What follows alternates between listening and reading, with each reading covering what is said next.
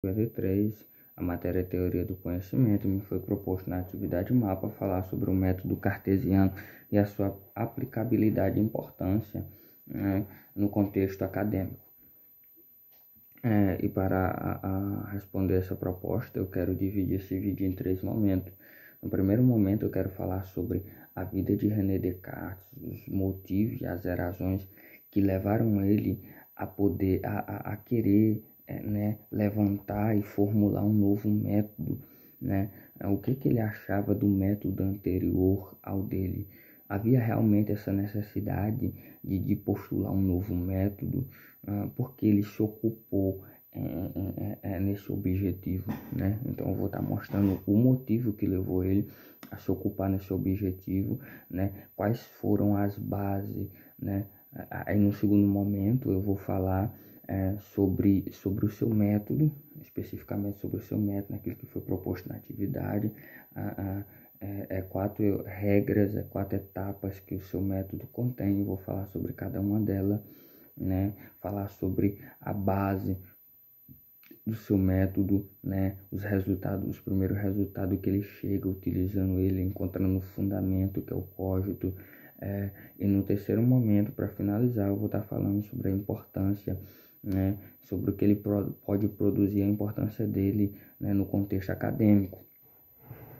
Então, René Descartes, ele é francês, ele nasceu em Haye, a antiga província de Touraine, na França.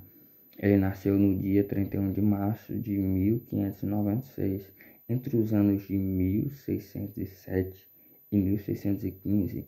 Ele vai estudar em um colégio jesuíta, né, que estava estabelecido no Castelo de La Flèche.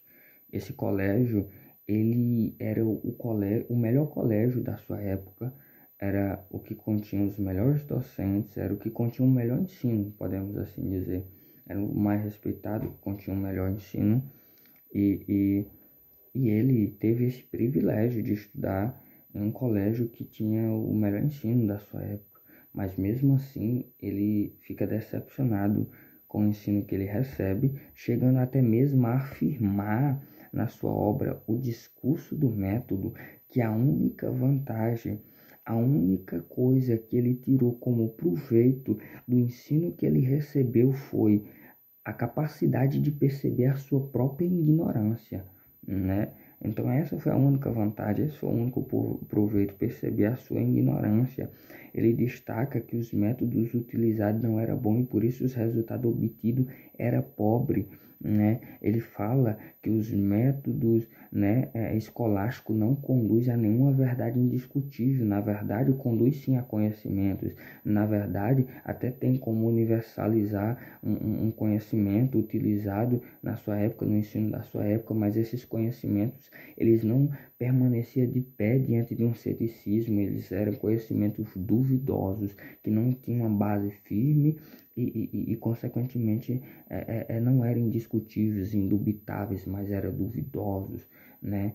E nós vemos essa evidência ficando clara no contexto em que ele vive, que é no contexto moderno, onde a ideia que tinha de um cosmo fechado, de um cosmo, né, é rompida. A ideia que se tinha sobre as Sagradas Escrituras, que era católica, chega ali a ter sendo refutada pelo protestantismo, né? Então, tem aqui a Bíblia, tem aqui as verdades da igreja. Então o problema está em quê? No método que a igreja utilizou para interpretar a Bíblia, ou o problema está na Bíblia? Certeza que é no método, né? Porque o outro que está se opondo está utilizando o mesmo instrumento, né? Então, quando se olha o cosmo e pensa, não, é os astros que se movem ao redor da Terra, e isso sai como verdade inquestionável para a época, e vem uma nova ideia formulada que diz que, na verdade, é a Terra que gira em torno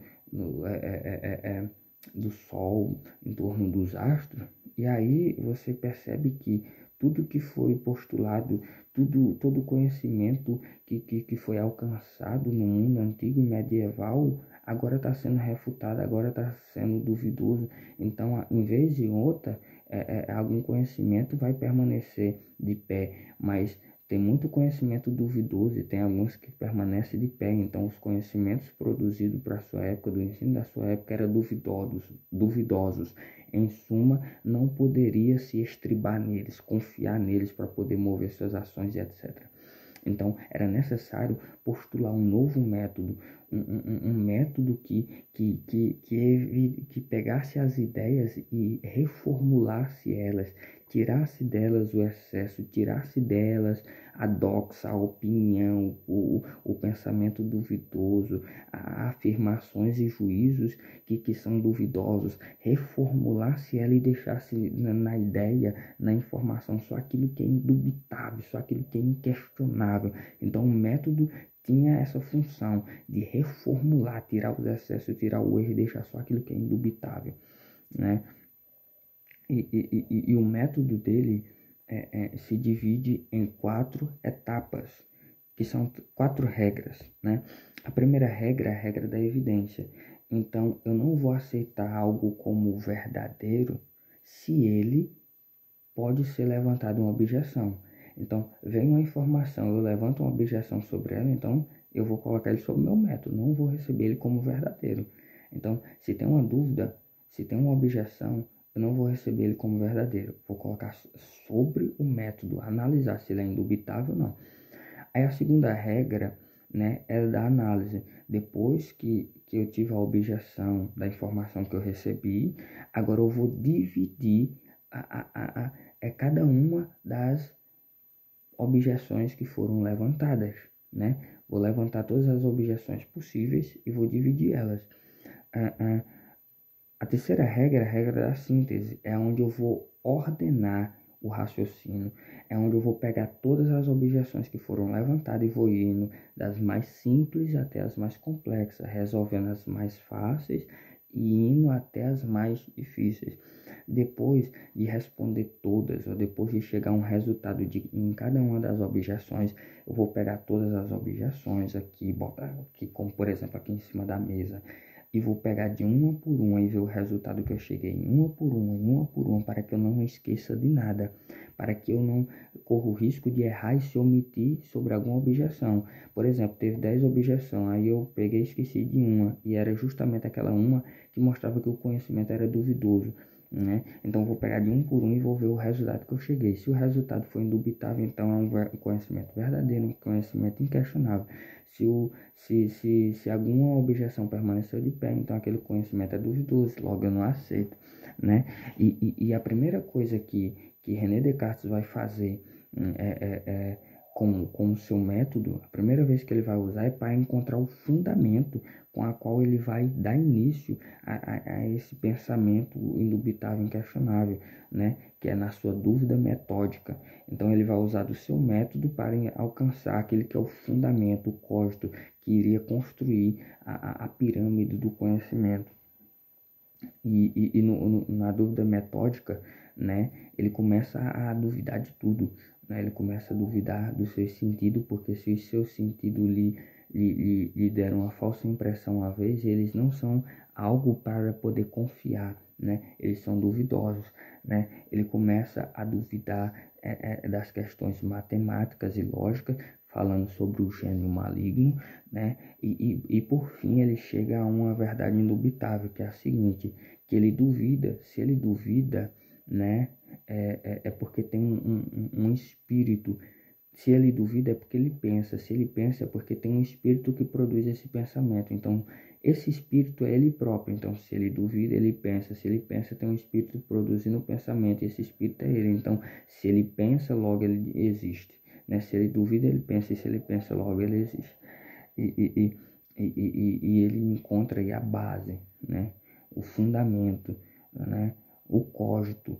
Então ele tem um método, né, que reformula, que tira todos os excessos, tira todas as opiniões, tira todos os erros e tem um fundamento indubitável, né? E agora é construir o conhecimento, agora é construir um conhecimento verdadeiro e eficaz. E qual é a finalidade, qual a importância do seu método para o contexto acadêmico, está justamente em nos tirar da superficialidade, nos tirar porque muitas vezes postulamos regras, postulamos ideias como verdadeiras que na verdade são muito superficiais, são apenas opiniões nossas que nós não colocamos sobre quaisquer método rigoroso. Então, o método cartesiano faz nós nos aprofundarmos, nós falarmos sobre aquilo que nós dominamos, né? Ele coloca sobre a dúvida, ele levanta a objeção e vai respondendo de uma por uma, de uma por uma, de uma por uma, tirando os excessos, fazendo com que nós dominamos o assunto sobre o qual nós estamos falando e só postulamos aquilo que é evidente, aquilo que é claro, aquilo que é distinto.